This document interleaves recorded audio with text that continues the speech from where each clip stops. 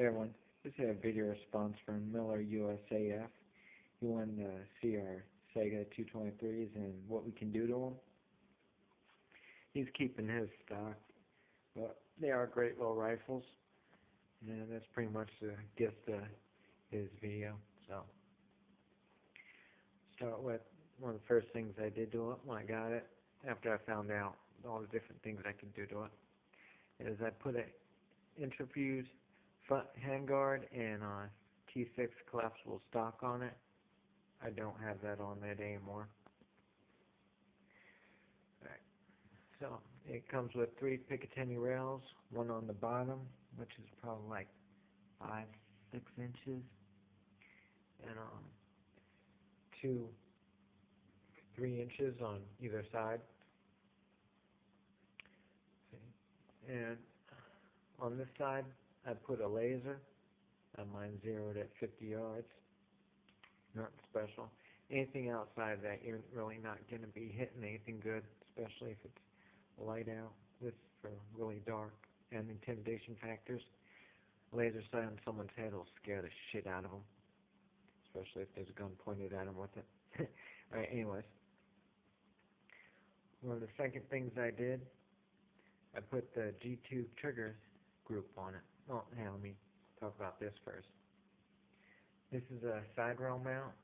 Now, most of the ones you'll get for AKs, they're going to be off-centered to the left because they're made for true AKs, which is 7.62 by 39.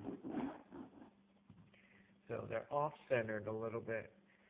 There are 2 reasons. One, with AKs, your primary sight is going to be your iron sights.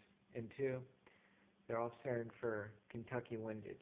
It's for long-range shots when the bullet spins and veers off. Anyways, so this thing here, this is a what is it? Oh yeah, it's the UTG 5th generation quick detachable. You get them off Amazon for like, I think I paid $28 for mine. It has 2 side rail mounts. Now, the nice thing about this thing, when it locks on, it is rock solid. It is not going anywhere. And if you have like a scope on there, it holds 0, especially if you take it off. That's all you have to do. Let me get this on camera. Add that little lever. Bring it up. Comes on. Push the lever down, locks in place. So, let's just take that off for now. Alright, the second thing I did, I put in the G2 trigger group. That allowed me to push my pistol grip forward to make it right up against there, because with the regular Saiga, it's about 2-3 inch gap. And I got that from Carolina Shooting Supply. I also got this square trigger guard from Carolina Shooting Supply as well. Now all my stuff I put on here is American made, so it's all 92R compliant, which brings up another subject. Your mags, it doesn't count towards 92R, despite popular belief, because once you take it off, you're taking off numbers. So how does that really affect it? Look it up. Anyways, this is a, it's a Mission First Tactical. Has a little cubby hole compartment. And has this little piece of styrofoam or foam with a little lanyard on it. This has my lens cloth and my Allen wrenches for the various toys I have on there. It's a nice little grip. Alright, this back stock is also a Tapco. It's the Tapco AK stock. Okay, now let's get into some of the really good stuff. I upgraded my iron sights, as you can see. That little ball right there, that's not your typical sight. usually a little stud. Anyways, this back sight here, it's a Mojo. See if we can get it in there.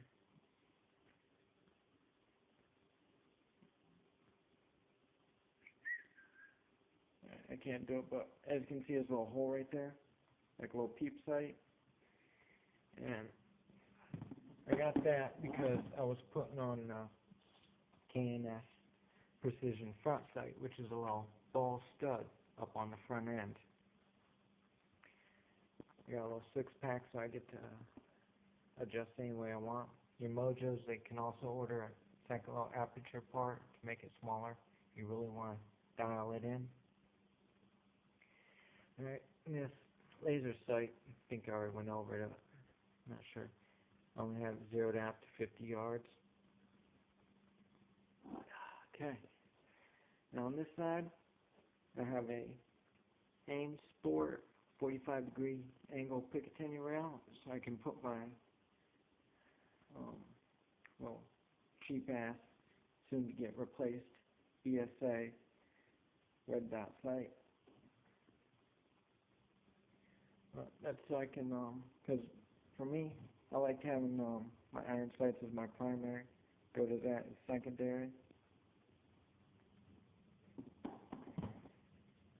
So, I also did a little detailing on it.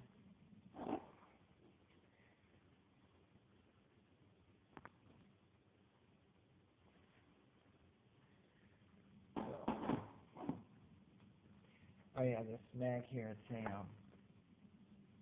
Pro Mag. I did a video on how to make them work in your Saigas, because usually the bullets will end up catching on it. Anyways, this here was the original magazine it came with. Now, the originals usually have that little paint jobber there. This is another one. You can see it doesn't have it. I bought that separate.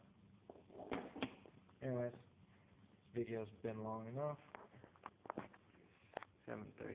Anyways, guys got any questions? Let me know. Answer them for you. Alright, so, tell me what you think. Hope you like it, bro.